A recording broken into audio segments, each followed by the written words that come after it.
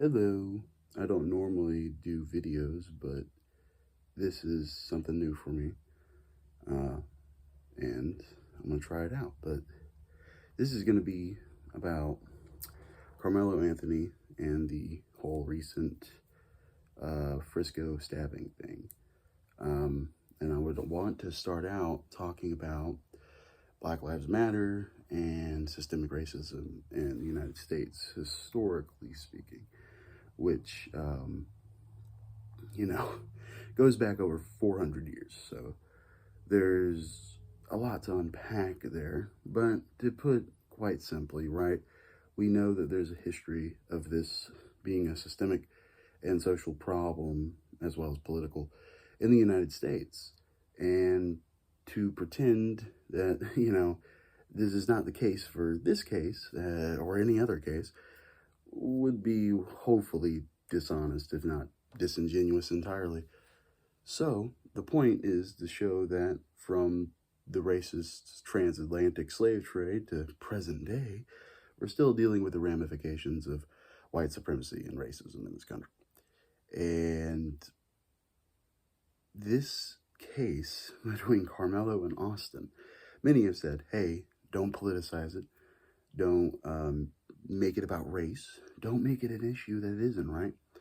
But that would imply that it wasn't already an issue about race from the get go. We know that it has to do with that because of the public reaction. Now, many would have us believe that in America, the public reaction is just all criminals bad and all criminals must be held accountable and everybody else good. You know, I wish it was that way. I wish we lived in a meritocracy. I wish everyone was based on the content of their character and not the color of their skin. But that's not how it is. And quite clearly, this is an example of systemic racism because maybe not systematically through the government, but systematically the people are being perpetuated to believe that Carmelo Anthony is just this terrible criminal thug who has to be killed with no due process because, oh, it's because he's a criminal. Right. Not because he's black. We know that if the shoe was on the other foot, that if Carmelo was white and that if Austin was black, this would not be the same situation that's unfolding. Not at all. The sides would be totally switched. Like I said, the shoe would be on the other foot. And all the white people, if Carmelo was white, that is, would be talking about how Carmelo acted in self-defense. But yet they're saying that he's a violent fucking criminal.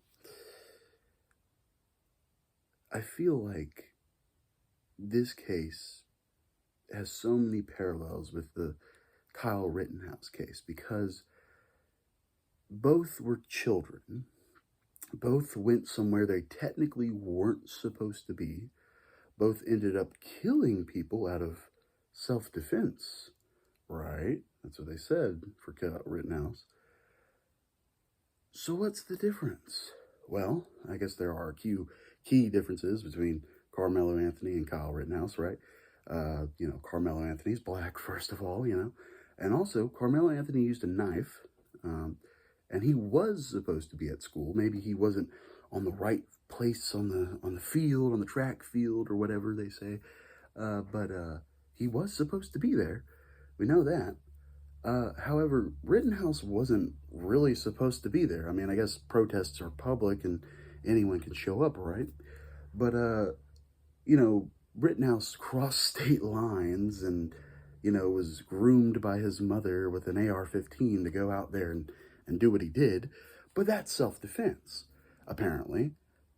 If that's self-defense, then how is what Carmelo did any different than self-defense? Especially whenever, in his situation, he only used a knife, and he was technically where he was supposed to be, but not in the specific right area, whereas Kyle Rittenhouse was literally not where he was supposed to be. His mom persuaded him to go and be where he was. And yet he walks free. He He walks among us as a regular, average, everyday citizen, as though he did nothing wrong. And yet Karmelo, we're expected to give Karmelo to the wolves because he defended himself with a knife. And it is unfortunate that a child died. Of course, no one can take away from the gravity of that situation. But the reactions here from the public are not the same. You know, 2 men died whenever Rittenhouse did what he did, but no one extended that same sympathy to those 2 people that Rittenhouse killed, even though they were white. Well, it was because they were communists. It's because they were radical, left-leaning communists or anarchists. And to the conservatives and the greater public, they don't count as people. They're disposable, they're dispensable. You know, they are to us what black people were back in the day, back during chattel slavery. And so they don't care if those people die. And it really, you know, you could argue it hasn't really changed much today. You know, yeah, chattel slavery is a wild example, but today it's just wage slavery, and we're all the chattel now, you know? That's how these relate. That's how systemic racism and Karmelo Anthony relate, is white supremacy has and will always be an issue in this country because it's ingrained into the Constitution. It's ingrained into the education. It's internalized by the students and by the wider populace. And how do we combat that? Effectively, that is. If we want to combat it through symbolism, through just words and fun phrases, then, well, yeah, vote for Bernie Sanders, vote for AOC, you know, progressive politicians, reformism, you know, yeah. But that only gets you so far, you know. And if the best case scenario for that even, you know, wins and reaches, you know, achievements of grandeur, all you'll get is a model like that of Canada or the Scandinavian countries, which isn't true universal health care. It isn't true economic liberation. It's just a substitute for the capitalism that we have now. It's a less predatory version of the capitalism that we have now, but as Joseph Stalin said, social democracy is just the moderate wing of fascism. Therefore, the only actual solution to problems like this in our country of white supremacy and these false dichotomies is revolution. Revolution, armed, violent revolution, is the only way we'll ever actually achieve change in this country. But if you want to keep believing in the system, if you want to keep, you know, going on with this dog and pony show for 4 years at a time until the end of time, well, you're not the only one.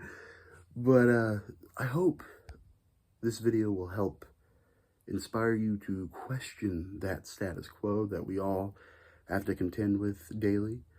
I hope that because the history of white supremacy is so prevalent, not just in our history books, but in the present day, I hope that it wakes up more people, more Americans, more white people who are so resistant to this type of thinking, to this way of being.